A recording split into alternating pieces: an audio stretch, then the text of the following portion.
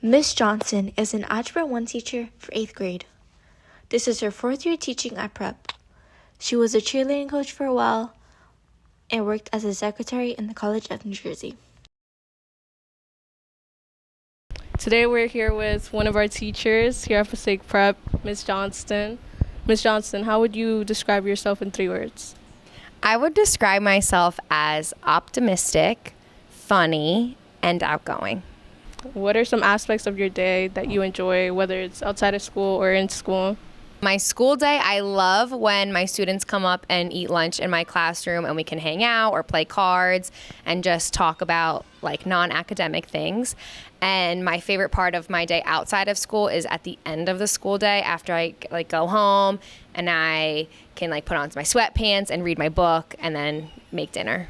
How do you feel that you motivate yourself to come to school each morning, happy and optimistic? So when I was younger, I always wanted to be a teacher. And through college, it was very difficult. There was a lot of tests and a lot of studying, a lot of work to do.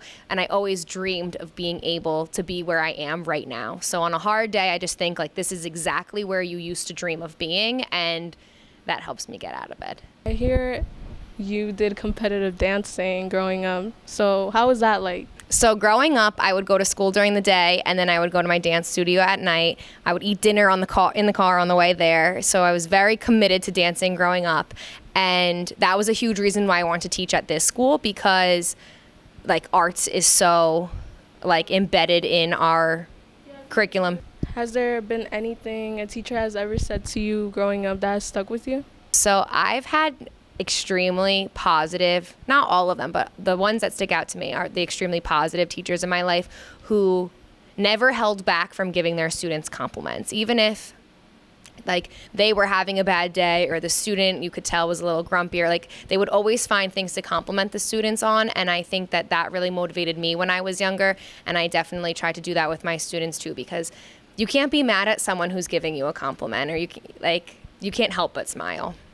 How do you motivate your students? Yeah, so I definitely include them in what we do in the classroom. And the first couple of times they always roll their eyes, but then they're fighting over who will read the paragraph or who will read the directions to everybody, who will get to write on the board. So including students in what goes on in the classroom by setting timers or organizing the room helps them feel more responsible for their learning instead of just being told what to do all day long.